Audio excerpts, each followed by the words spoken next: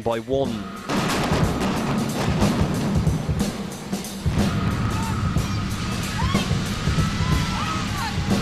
Now, only a single tower remains in full view for just a few more weeks. The flats was a community in itself. It was heartwarming, it was brilliant, it was every one of your emotions mixed into one. It's sad. I don't know why they don't leave it up as a memento to Ballymun. It's the only one that's left now. A regeneration project that's seen thousands relocated from the heavens down to ground level is near completion. She looked the second corner. My house is just under that. Ballymun, you barren whore, you soiled the stocking with youth. Tonight, we look back at the history of the Ballymun flats.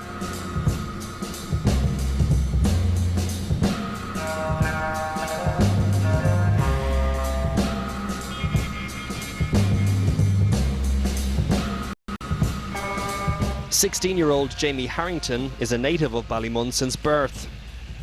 Over the past few months, he's been watching as the last citadel comes down, the Joseph Plunkett Tower. Like, I've seen people leave their whole lives in a flat, like they're just buying everything new fridge, new freezer, new bed, new mattress. I've seen whole flats left as the way they were when people moved in. I've also seen like very small things like pictures of baby pictures, teddy bears, and just things that are emotional and keepsakes that you would think someone would keep out in the middle of the rubble. Like, people's lives were lived in these flats. People brought their children up. People brought families, 3-generation families up in these flats. When it rains, the wallpapers, because so many people lived in the flats over the years, they just, instead of pulling the wallpaper down and giving yourself extra work, you used to just paste up over the old wallpaper. Lazy way out or whatever. And when it rains heavy enough, the wallpaper peels and you see the next layer. And it's kind of like the story of someone's life. It's like a book, the different pages of a book, because people's lives are in that wallpaper.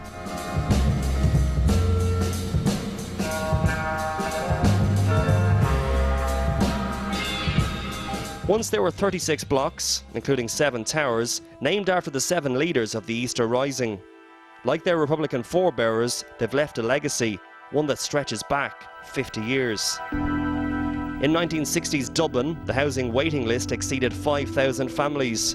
There was an urgent need to rehouse huge swathes of working-class communities from the inner city, where they were living in squalid conditions in overcrowded tenements. The tenements were these fantastic Georgian mansions that were built in the 18th century. Individual rooms were rented out to families, and you might have one single room, might have 2 different families might be living in it, with partitions between them. You know, the 1901-1911 census shows, you know, there might have been 120 people living in a single house in Henrietta Street. It was very intense. People were living on top of each other, and, you know, they really needed an alternative. I've got 2 rooms here, this one here and the one inside. Well, I keep living there and just sleeping the other way now when it's 7. So you have 7 children? Yeah. In 1 room? Yeah. There's 7 kids in there. No, you have a look at yourself, you want it. There were 2 accidents happened, 2 tenement buildings collapsed. One in Bolton Street and one in Fenian Street. In Fenian Street, these 2 little girls died, and it was great marches out in the street. People got really agitated, rightfully so, and were demanding housing. So Ballymun kind of came out of that. In 1964, plans for 3,000 new dwellings were drawn up, with the Department of Local Government identifying the North Dublin hinterland as a suitable location. Intended to be the single largest housing project in the history of the state, Ballymun was to be built on agricultural land near Dublin Airport. With high-rise blocks appearing across Europe, the designers took inspiration from the French architect Le Corbusier, who was famous for utilising a crude type of raw concrete. And Corbusier built this building in Marseille, the Unité d'Habitation it's called. And it's this fantastic, beautiful, monolithic block. In Europe, there's a long historical model of living high up. With a futuristic facade and underfloor heating, the developers of Ballymun were dubbed the Tomorrow Builders. Demand was so high that interviews were conducted to distinguish suitable tenants, but before long, problems with the design began to emerge. There's a few things that were different about Ballymun in that regard. The stairwells, where there is no ground floor door, is really just an extension of the public street. And so if you've got a street, a public area that is actually kind of dark and cavernous, not well lit, and it's got, you know, if you've got 93 flats off a single stairwell, it causes all kinds of you know, problems. People used to be shooting up in the 80s, dog fowl would be all over the place, there'd be piss on the stairs, there'd be graffiti. Well, all the poor people, we're going to put them into concrete iconic towers, and we're going to put them out at the airport, out on their own. That immediately kind of puts a kind of a physical and social identifier and makes it into a ghetto. And so they were ghettoized psychologically and socially, I think. So there was great kind of prairie land, just open space that was never defined. It was very difficult for children to find a way, nooks and crannies or places to play. Ballymun, you rock-hard bitch, my childhood love you taved. Your harsh nature quarried my passion. You carved me from barren streets. You concreted defeat in my boyhood and twisted my stride to a stumble. Your sprawl corrupted my naive tongue, Indian ink in my guttural mumble. Poet Colm Keegan was born into the locality in the 1970s. Despite leaving in his early years, he would continually be drawn back. Just as a writer and stuff, like, Ballymun sort of defined me a bit. Over maybe, you know, the 40 years of my life, it's always been there, like, kind of in the background of who I am, and it was unique, I think. That was part of it. There was nothing like it in the rest of the country. It was iconic, you know, 7 towers, like, even like biblical connotations to that, like the 7-headed Hydra and stuff like that, you know. So, and when you came out to the place, there was nothing like it to experience. Even driving through it, like the gigantic roundabout outside, your house was in the sky. Do you know what I mean? Like, and the planes were flying over. Like, there was a strange kind of power and magic to the place as well, you know. That's not the sugarcoat now either, like. What would you do if you won 2 million in the lotto? What would I do? What would I do if I won 2 million? I'd marry you. What would you do if you won 2 million? I'd go on a holiday and think about what I'm going to do with it. Would you spend it all? No, I'd give most of it away. I wouldn't keep much for myself anyway. Give it away? Because I wouldn't be happy with it. You screamed across piss-stained balconies, the wail of the deserted brood. You stewed my clothes in smoke and booze, you reared me on stale food. There were thousands of people that lived there. It was a poster boy for all my resentment about what it meant to be working class in Dublin. So I used to focus that on Ballymun, and therefore hated Ballymun, and it was easy to hate. But then when I remember I watched the towers being torn down, and you saw, it was like it was defrocked, and the front of the towers were gone, and you could see inside all these little pockets of family life, you know, so the pinks and yellows and blues of people's bathrooms and kitchens, and all the love and all the life that went on there, you know. And it was kind of, and that made me see it as a different thing. It wasn't this hard, harsh thing. It was like, it was full of life, you know what I mean? There you are, dear. The Lawlers were one of the families removed from the Joseph Plunkett Tower 2 years ago. Marion Lawler watched her daughter Cindy grow up in a second-floor flat. Raising me kids there all them years. You know, they had great fun. They were always together. The whole block of kids kind of palled together. I loved it. Loved it. I'd move back into it. If they offered me a flat, I'd move back into it straight away. Great memories. And in the summer times, we used to go down to the playground, all the mammies with all their kids, and the kids couldn't get out because of the railings. So we'd all be in there having a great time in the summers with the kids, and everybody be watching everybody's kids. Great times. With all the shop vans around Ballymun, like the van. They were great. We actually had one down at the end of Joseph Plunkett Tower, and it was great, because when you got money off your ma, you'd run straight to the van. In 1985, the Fine Gael-led government under Gareth Fitzgerald introduced the Surrender Grant Scheme, affecting all local authority estates. In an attempt to free up more council housing, a grant of £5,000 was offered to people who wanted to leave their council flat and buy their own home. I moved into Ballymun in 1988. There was lots and lots of flats vacant. And all the people who were succeeding, all the people who were flourishing, or a lot of them, got out of the estates, and suddenly, you know, you had a depletion of wealth from the neighbourhoods. And then it became a sink estate. It was an estate where, you know, anybody who had problems was put into Ballymun. So in the late 80s, it really did become, in 1 year in particular, there was 50% turnover of residencies, you know. So you can imagine what that does to community, to the sense of people living together as groups. To get a sense of what life was like for residents living in the top floor of the towers, Jamie Harrington is going up to the 14th level of the local hotel. It's the highest point in Ballymun. The community spirit in Ballymun was one of the things that I'll always remember from being younger. Like, the lifts were broken, the lads what meant to be the troublemakers would help you carry your bike up the 6 flights of stairs to your flat, like, just because they wouldn't see you leave it on the granny hall. And you were always friends with your neighbour. Like, you could just walk into your neighbour and grab some sugar, a cup of sugar for your tea, or a bit of butter or a bit of milk, like, and it was no problem. Never in my life been up here. It's mad looking at Ballymun from this perspective and this height. Looking for the first time in my life I've looked down on Ballymun. Never again. See me house. Wow. The playground looks tiny. There's my auntie's back garden. She needs to clean it. I'm gonna ring her and tell her that later. I can see the number, the bus just there went past us. That goes right out to Blackrock. And that's the only thing that separates Blackrock from Ballymun. 7 stages on the bus and you're in Blackrock. One step and you're there.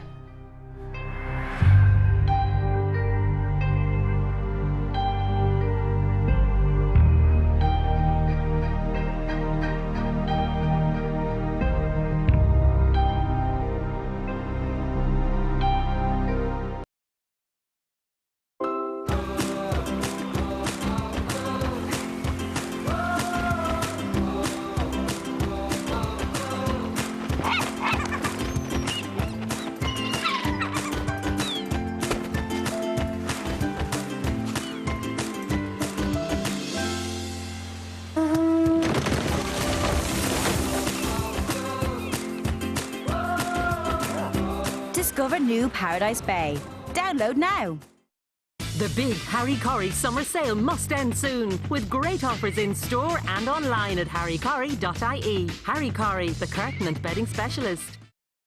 Dogs love Baker's dry dog food because it tastes so delicious. Even dogs a long, long way away can't resist those tender, meaty chunks and tasty, crunchy kibbles. It's so tasty they'll want to polish off every last mouthful. And now introducing Baker's Denta Crunch, a delicious meal that helps reduce tartar to help keep your dog's teeth clean. Brought to you by Baker's, the dry dog food that dogs love. Purina. It's back to school time at Tesco. They'll be off to a great start with these and these. Tesco, your one-stop school shop. Every little helps. My Zoo Animals, a great new collection of figurines and books. Let your children learn while having fun with their favourite animals. Issue 1, Lumber the Lion and Baby Elephant, out now, $1.99. Get all the calls, texts and data you need for just €25 a month when you switch for value with Tesco Mobile. Are you on autopilot when it comes to sensitive teeth using a toothpaste that just numbs the pain? But there is an alternative. Colgate Sensitive Pro Relief works differently. Its unique technology seals the open channels to the nerves so it helps relieve pain by repairing a cause of sensitive teeth. Welcome to your new beginning. Stop numbing, start repairing with Colgate Sensitive Pro Relief.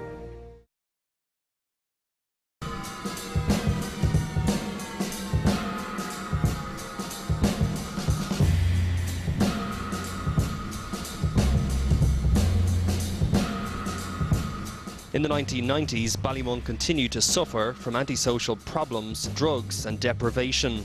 Local community task forces made it their mission to revitalise the area. Following years of lobbying, Ballymun Regeneration Limited was established in 1997 by Dublin City Council. The plan was to demolish the high-rise flats and replace them with 4,000 new homes on ground level. Part of the regeneration saw a series of controlled explosions.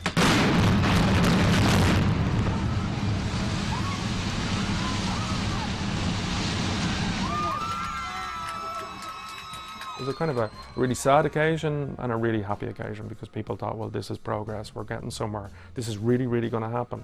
I actually shed a tear or two. It was heartbreaking. I'm going to cry even more when my own tower comes down because like how long will we be there? 30 odd years. So that will be sad for us.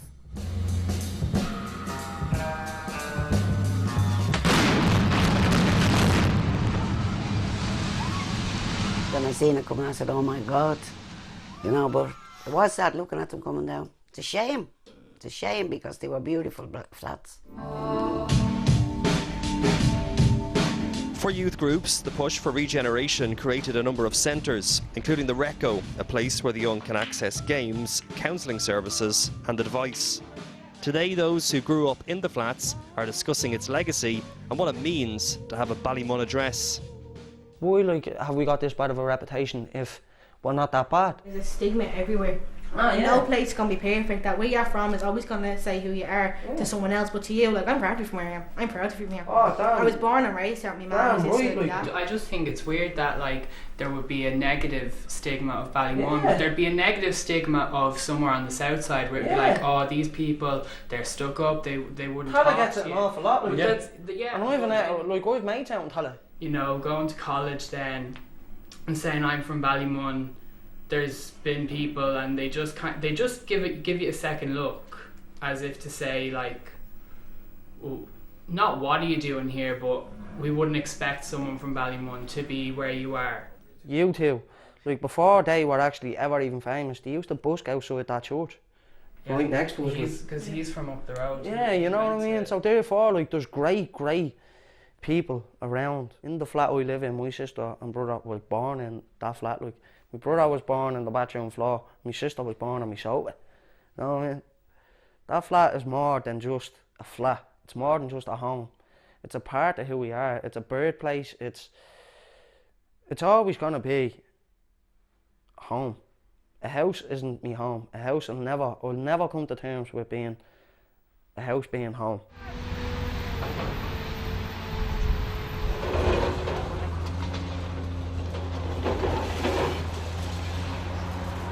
I always say when I see media filming in Ballymun or taking pictures or whatever, do you ever come for the positives? Like, do you ever come when the special needs group are having their sports day, or the disadvantaged youth club are having their award ceremony for all the great work they've done? Do you only have to come for the shooting, stabbings, murders, robberies? And that's not what Ballymun is about. Like, we do have that, but so does every other area. I seen a great tweet the other day, and someone thought Ballymun was made a place to scare people. And I just found that hilarious. I mean, Ballymun is such a great place, and Into the West made Ballymun look great, and all these programmes make Ballymun look great, but then you get like the crime dramas that make Ballymun look like it's mad. It just gives an awful perception of Ballymun then. To help rejuvenate the area, a town square was built with the Access Civic Centre overlooking it.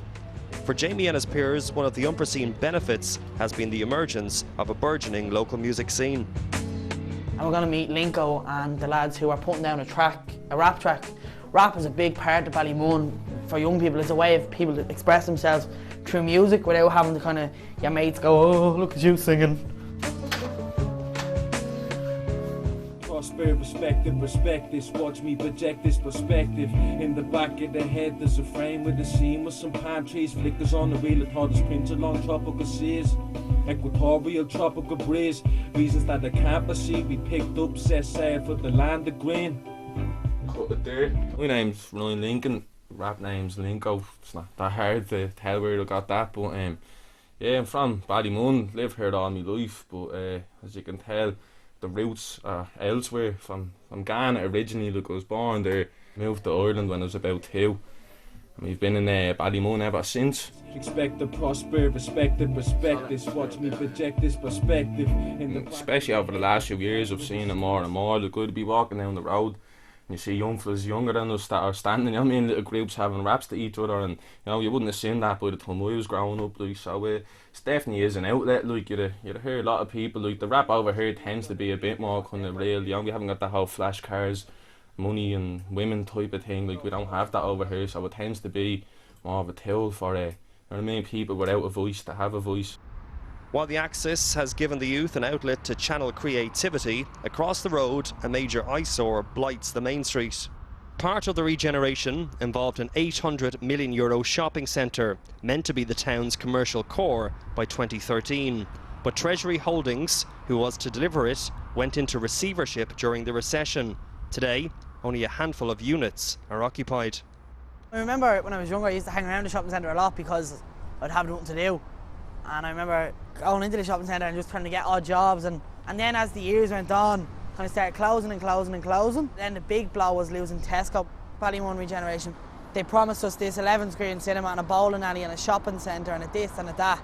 We missed Tesco's terrible. It was a great helping hand. But what is it? There's really no shops around, just super value there. That they never got the shopping centre right. It was the piece in the jigsaw that was essential for it to all work out. Is that that it's a destination, that it's a place to go to. IKEA was one of the things that the regeneration brought in that gave employment, and it's a destination. But people aren't going to Ballymun to go to IKEA. They're bypassing it. If they built a few things in Ballymun, there'd be more jobs for the Ballymun people, because there's not a lot. There's a lot of people not working in Ballymun because they can't get jobs. So I think if they opened a nice big shopping centre with plenty shops, of work for people then. All sorts in it, then bring all the Ballymunners into it, give them a chance. Dublin City Council says the future use of the shopping centre site will be examined as part of the Ballymun local area plan.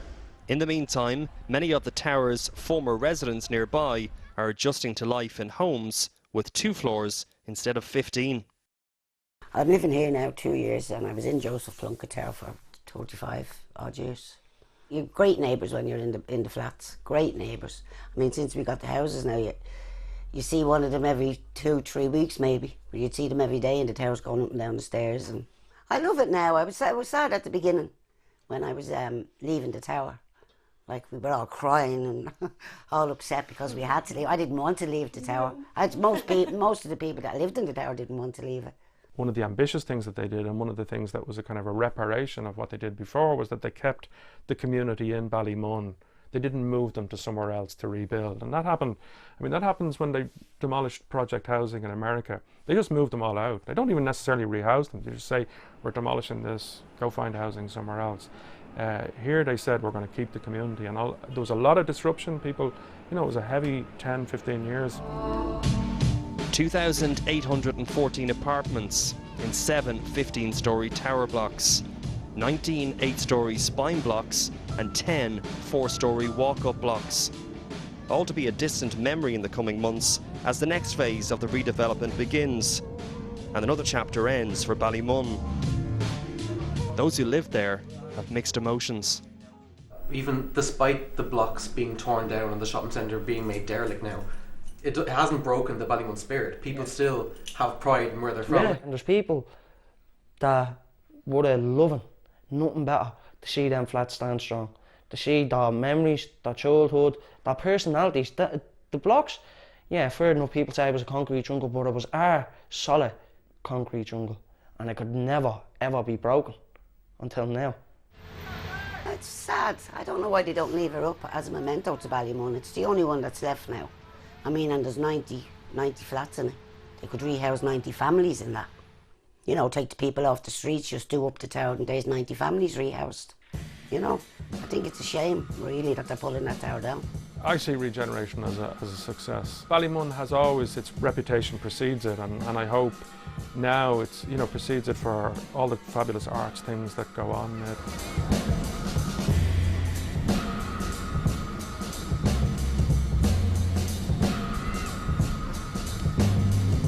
The great community that's there, the buzz that's in Ballymun. It's a brilliant, really, really colourful place to live, and there's really, really brilliant people living there.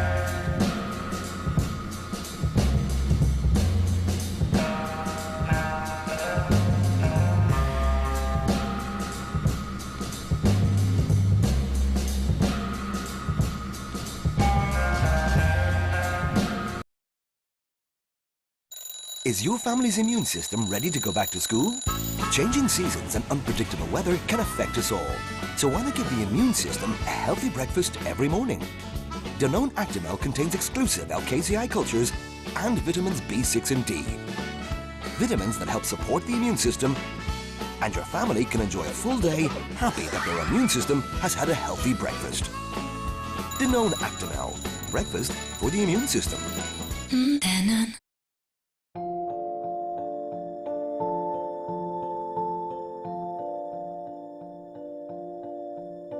Research now shows that not getting enough sleep can be another factor in children becoming overweight, which could lead to heart disease and even cancer as they get older. So let's make bedtime sleep time. have wind down time beforehand and make their bedroom a screen-free zone. Childhood obesity. Let's take it on. Find out how with Safe Food. The big Harry Corry summer sale must end soon, with great offers in store and online at harrycorry.ie. Harry Corry, the curtain and bedding specialist. Making your way in the world today takes everything you've got. Wouldn't you like to get away? At McDonald's, all of our beef is 100% Irish, 100% local. That's because we source it from Board Bia quality assured farms and local farmers we know by name. Everybody knows your name.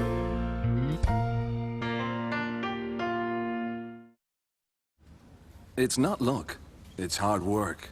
Not settling for anything but my best. I take Pharmaton capsules, the only multivitamin with ginseng G115. When I'm tired, it helps release energy to keep me going and helps me stay mentally focused, because when it never stops, you can't either. Pharmaton, never give up. Bradley Walsh asks if celebrities have what it takes to beat the chaser at 6 before he puts the kids in control in Keep It in the Family at 7, Saturday on UTV Ireland. This is UTV Ireland. We're back on the street for our second helping of Corrie, where there are violent scenes from the start now, as Tony gets his revenge on Callum.